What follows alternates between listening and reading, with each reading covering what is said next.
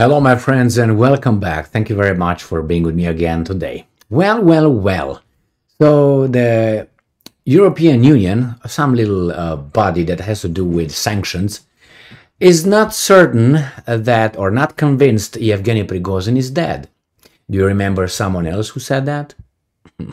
Not only me, probably many others. It's obvious, and I said it right here in this video, coming from the 23rd of August 2023.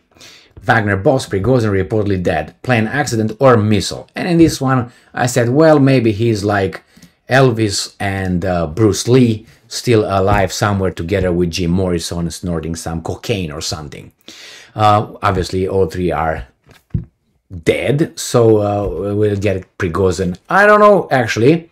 I had this little theory, or at least it's a possibility that these guys, just as I said many times, maybe he's in Tahiti having a little change to his face, and then is going to be with the ladies of the night somewhere.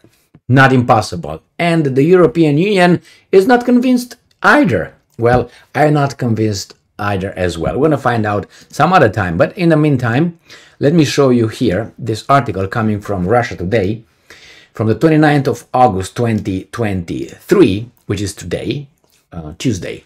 EU sanctions body not sure Prigozhin is dead. Media. Me neither. Brussels is reportedly still waiting for reliable confirmation that the Wagner founder was killed in a plane crash. The EU is monitoring the situation following the death of Russian businessman Yevgeny Prigozhin and has yet to make a decision whether to lift the sanctions it imposed against him. Russian media have reported, citing the European Commission.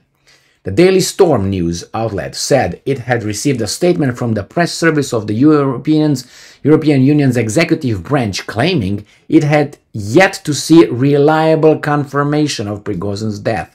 And I'm quoting, "The decision of the European Council are taken unanimously, while discussions among member states are confidential," end quote. The remarks quoted in Russian said.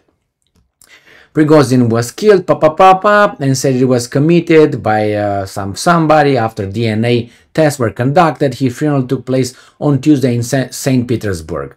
Here is the article of Yevgeny Prigozhin buried in St. Petersburg media team. And I have a picture from ABC News of his location in St. Petersburg. There's some other pictures on internet that you can find if you want, but I don't want to be accused then by idiots that I'm promoting anything here. I'm just with the purpose of educational purposes, and this is from ABC News, as I said. All right, so let's go back to the article. The controversial tycoon and his enterprises had been hit by several rounds of Western sanctions. The US first targeted Prigozhin in 2016 for alleged election meddling. The EU did the same in 2020, citing his role as the head of the private military company Wagner Group, which at the same time stood accused of supplying weapons to Libya in violation of UN embargo. These are accusations. It's alleged. And this is accused. Okay, when you see convicted, then we're talking.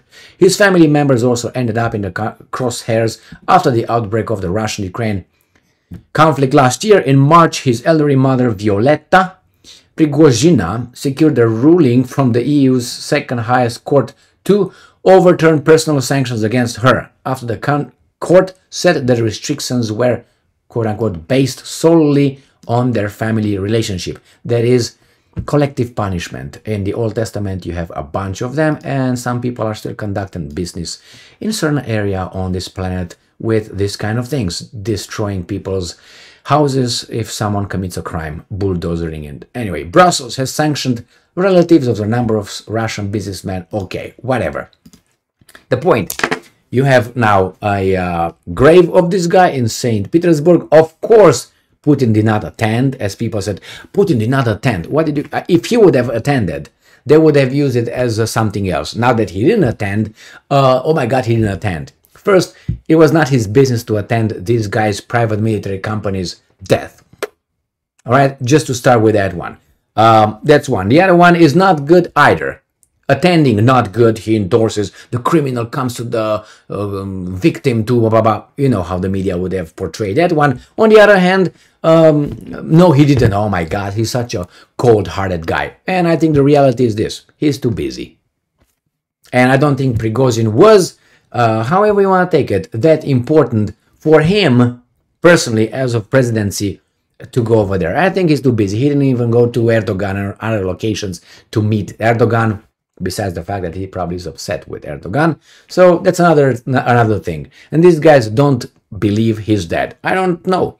I would give 20% that he could have, arranged something. 20%, 80% he's dead. Why? The fact that he's plain, he was on the manifest, that guy identified, supposedly he's missing a short finger, and then the DNA. All this could be lies, yes. But what am I supposed to do? Do I have any evidence on the contrary? No, I don't. But I can't be an idiot and not think of alternative hypothesis, which you use in an investigation. And if I were to investigate this guy's death, I would take that into consideration as well. Not impossible whatsoever. That's why I gave it 20%. Thank you very much for being with me again today. So see, those guys don't think either. Stay strong, stay smart, look for the truth, and be just.